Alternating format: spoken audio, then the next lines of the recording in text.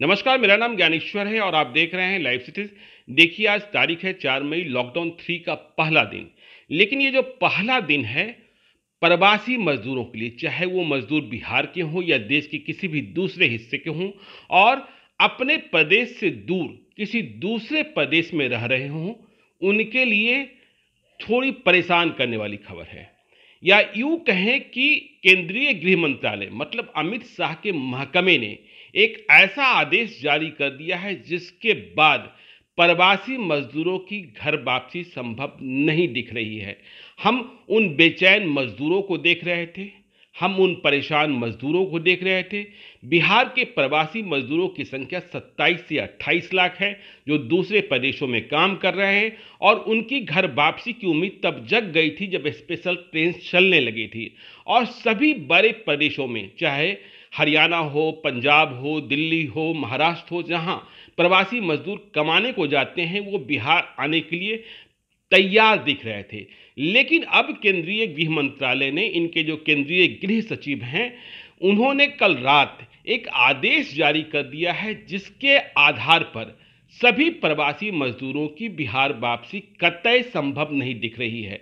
यह आदेश जो है मजदूरों को झटका देने वाला है और उनकी तैयारियों पर पानी फेरने वाला है। देखिए, केंद्रीय गृह सचिव ने जो आदेश दिया है, हम अपने वीडियो एडिटर को कह रहे हैं कि वो स्क्रीन पर दिखा भी दें। आदेश हमारे पास है। केंद्रीय गृह सचिव कह रहे हैं, मतलब अमित शाह का महकमा कह रहा है, नरेंद्र मोदी की सरकार कह रही है कि हमने ये कभी नहीं कहा कि हम सभी मजदूरों को उनके गृह प्रदेश तक वापस ले जाएंगे। उन्होंने अंग्रेजी के एक शब्द का जो पहले भी इस्तेमाल किया गया था, स्ट्रैंडेड, उसको हिंदी में कहते हैं स्ट्रैंडेड को फंसे हुए। तो आदेश ये कह रहा है कि हमने उन मजदूरों को या उन छात्र छात्राओं को, उन पर्यटकों को, उन श्रद्धालुओं को घर ले जाने की या उनके होम स्टे पहुंचाने की बात करी और उनके लिए स्पेशल ट्रेन चलाए जो किसी कारण दूसरे प्रदेश में फंस गए थे। यदि इसे हम ठीक से समझें तो आदेश का अर्थ यह निकलता है, और आदेश में इसे डिफाइन भी किया गया है, कि हम उन्हें ले जाएंगे उनके प्रदेश में, उनके गृह प्रदेश में, जो लॉकडाउन के ठीक पहले अपने मूल प्रदेश से दूसरे प्रदेश में किसी काम के कारण पहुंचे थे और वहां अचानक हुई लॉकडाउन के कारण फंसे रह गए। तो हम ऐसे मजदूरों को या ऐसे कामगारों को या ऐसे छात्र छात्राओं को, पर्यटकों को या श्रद्धालुओं को उनके घर तक वापस पहुंचा देंगे।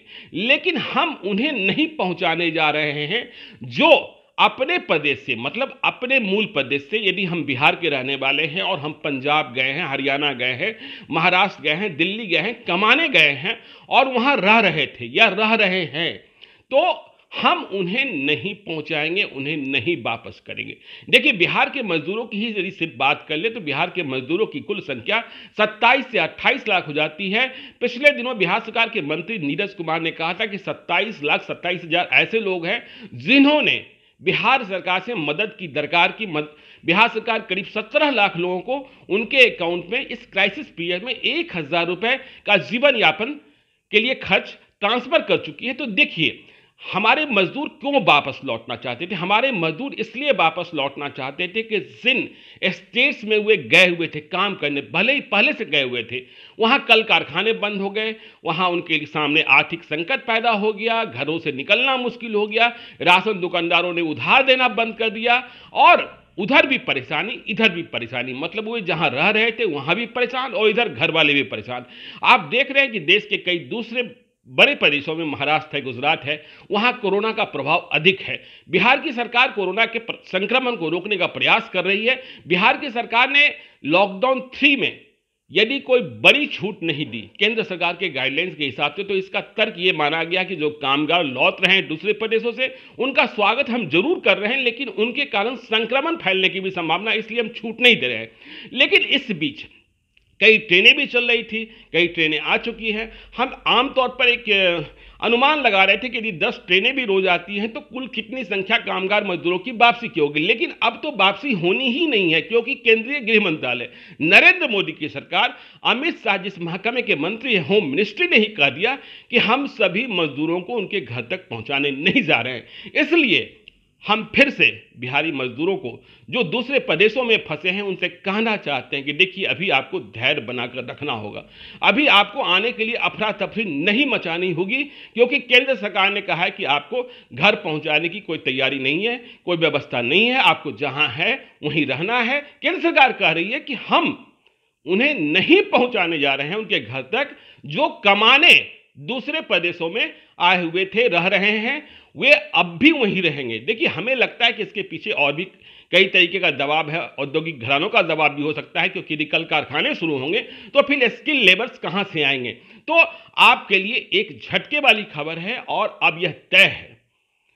मुझे यह भी पता है कि इस खबर के बाद कई लोग पैदल चलना शुरू कर सकते हैं, लेकिन पैदल मत चलिएगा, आपकी जान खतरे में पड़ जाएगी। आप थोड़ा धैर्य बनाए रखिए। देखिए अब लॉकडाउन जो 3 है वो 17 मई तक है, क्या होता है क्या नहीं होता है देखने की बात है। लेकिन केंद्रीय गृह मंत्रालय के आदेश के बाद यह स्पष्ट हो गया है कि आपकी घर वापसी अभी नहीं होने जा रही है। जब आप अप्लाई करेंगे, ऑनलाइन अप्लाई करेंगे, तो संबंधित राज्य सरकार, संबंधित नोडल अफसर आपसे यह पूछ सकते हैं कि आप वहां कैसे पहुंचे थे, किस काम के लिए पहुंचे थे। यदि आप वहां काम कर रहे थे तो आपकी घर वापसी नहीं होगी। तो यह इस वक्त की बड़ी खबर है और यह खबर हमें पता है कि आपको परेशान कर सकती है, आपको निराश कर सकती है, उन्हें हैरान कर सकती है, जो यह मान रहे थे कि अब तो स्पेशल ट्रेन शुरू ही हो गई है, आज न कल हम अपने घर पहुंच जाएंगे। घरों से फोन जा रहे थे कि बेटा जल्दी चले आओ, जिनकी पत्नियां परेशान थी, पति को, अपने हस्बैंड को वापस बुला रही थी। तो यह परेशान करने वाली खबर है। तो इस खबर को लेकर हम आगे भी बने रहेंगे। आप देखते रहिए लाइव सीरीज को। यदि अब तक आपने हमारे यूट्यूब चैनल को सब्सक्राइब नहीं किया है तो जरूर कर लीजिएगा, और यदि इस वीडियो को फेसबुक के माध्यम से देख रहे हैं तो पेज को लाइक कर दीजिएगा। धन्यवाद।